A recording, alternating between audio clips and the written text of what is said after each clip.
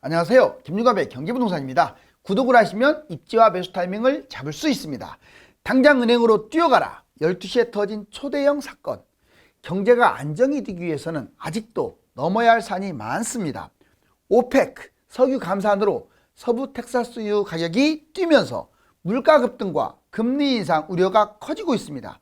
JP모건 CEO는 은행 부도도 아직 멀었다고 말하고 있고, IMF는 한국 PF 문제가 재발될 수 있다고 경고하고 나섰습니다. 대한건설협회장은 향후 5년간 주택시장 침체기가 유력하여 비상체제에 들어간다고 합니다. 이런 상황에서 부동산을 매수하면 어떻게 될까요? 유료 상담은 010-3999-8898, 제가 직접 매수 타이밍과 입지를 추천해 드립니다. 지금 바로 전화 주십시오. 당장 은행으로 뛰어가라. 12시 터진 초대형 사건.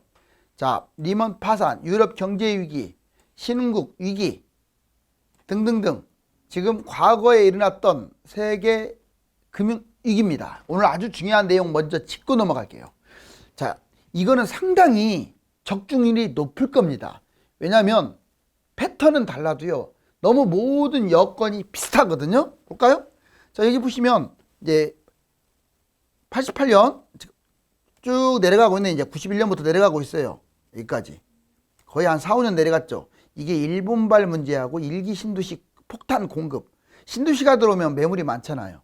그리고 일본 어떤 금융에 문제가 생겼기 때문에 같이 이렇게 만나면서 우리나라도 같이 떨어진 거예요. 그러다가 엄청 올랐습니다. 자, 이번에 볼까요? 미국발. 자, 미국발 문제가 터지면서 또 물량, 이기 신도시의 폭탄 물량이 터지니까 짧게 떨어지고 올라가는 게 아니라 또 길게 떨어졌네요. 거의 보면 한 6년 떨어진 것 같죠. 경기도는요, 거의 10년간도 못 갔다고 제가 얘기했어요. 이번에 볼까요? 자, 코로나는 어떻게 보면은 이런 경제위기보다 더 위험할 수가 있어요. 여기에 3기 신도시 이제 본격적으로 분양 입주합니다. 자, 이 상황에서 잘 봐봐요. 자, 이렇게 폭등하고 이 문제가 생기니까 장기 폭락, 폭등하고 문제가 생기고 신도시가 생기니까 장기 폭락.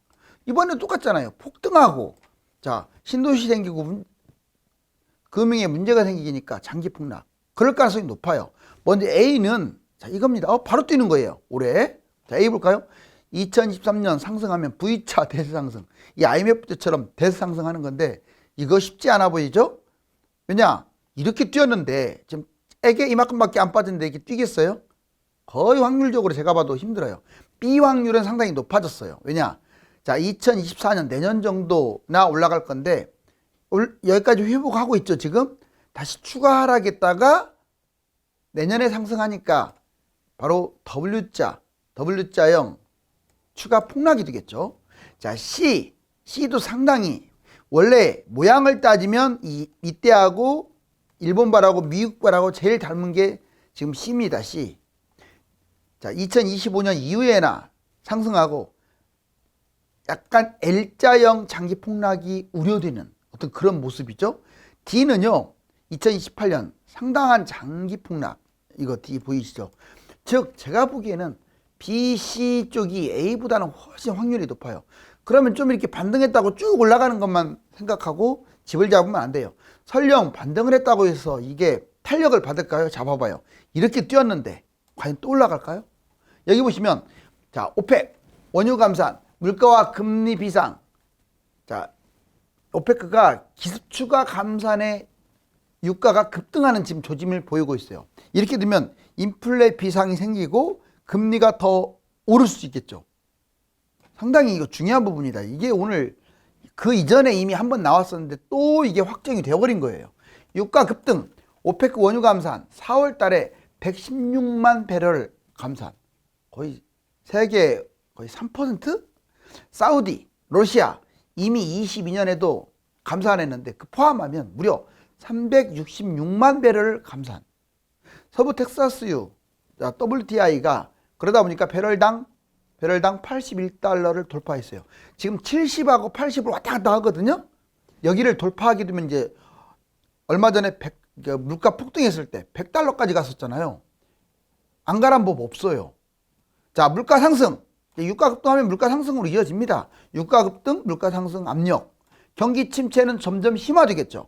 자, 공급이 부족한 데다가 러시아 우크라이나 전쟁은 이어지고 있고, 또 원유까지 감산하면 당연히 물가가 뛰어버리겠죠. 자, 유가가 불안정합니다. 장기간 고물가, 이거는 집값 하락과 직접적 영향을 줘요. 그 다음에 금리 인상, 이제 물가가 올라가면 당연히 또 금리 인상이 대두될 텐데 벌써 유가 급등, 물가 상승, 금리 인상 또 진행한다라는 게 뉴스에서 막 나오고 있어요. 물가가 불안하면 당장 금리 2번 인상하겠다라고 지금 미국에서 엄포를 놓은 상태입니다.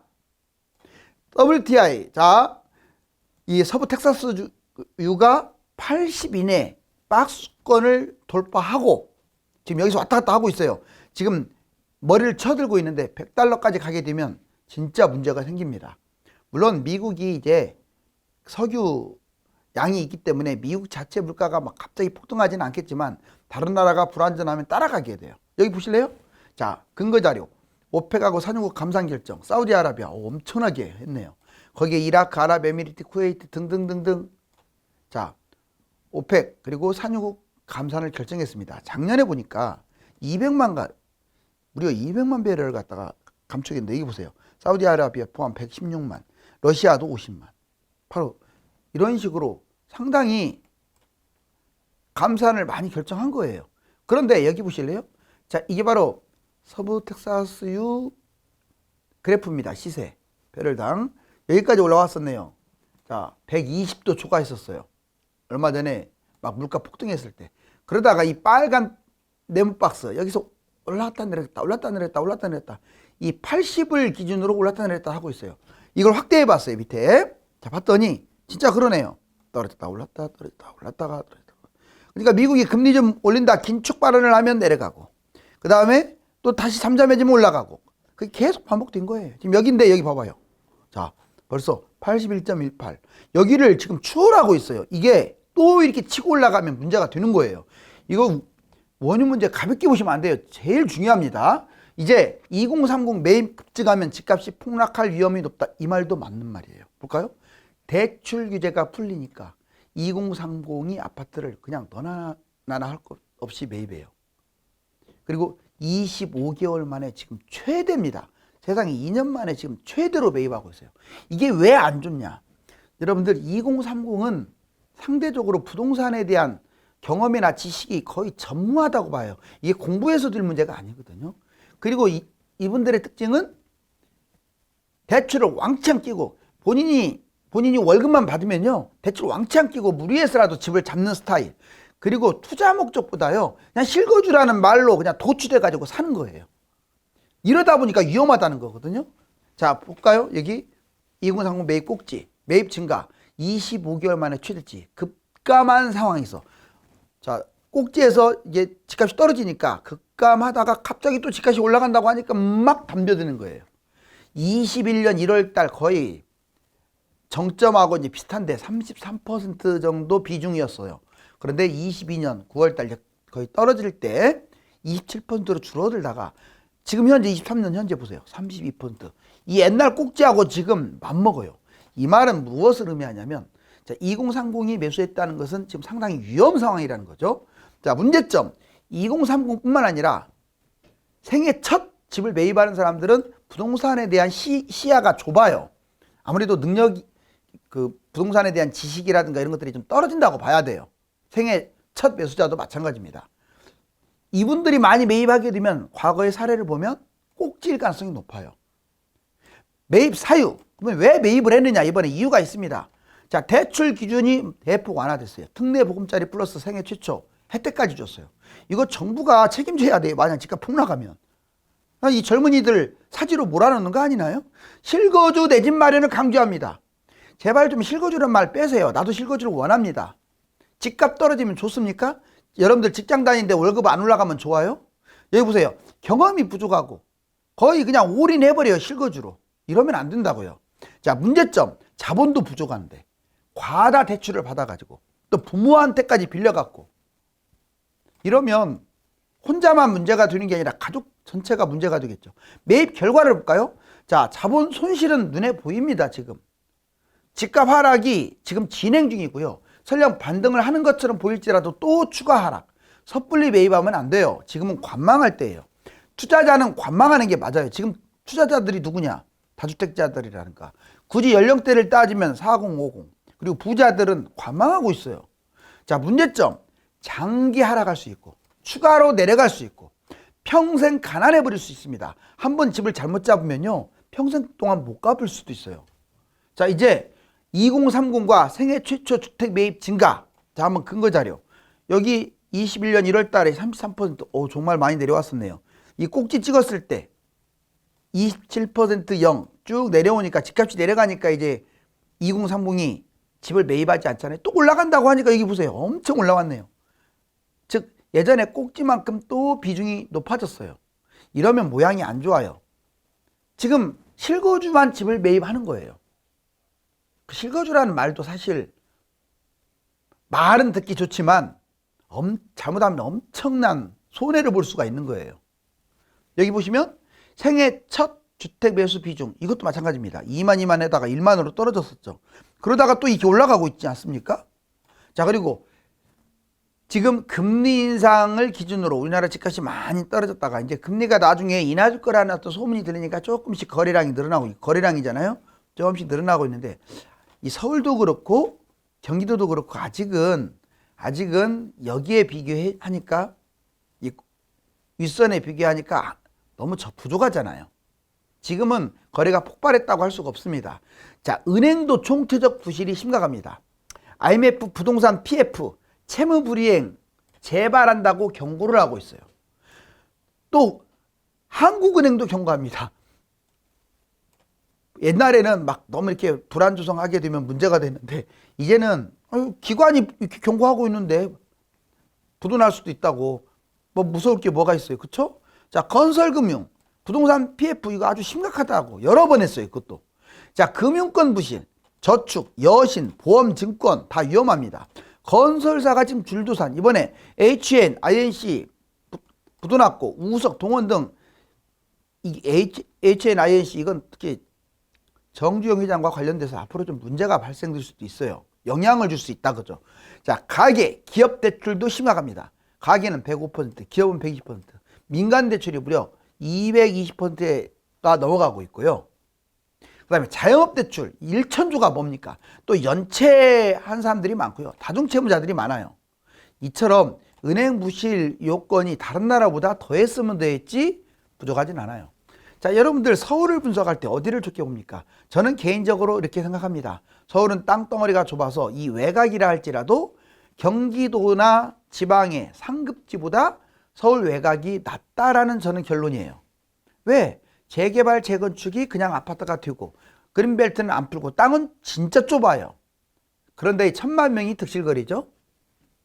경기도는 얘보다 땅은 15배나 넓은 곳이 인구는 300만 밖에 많지가 않아요. 그래서 안 좋은 거예요. 그리고 신도시 맨날 그린벨트 풀어갖고 신도시 짓고.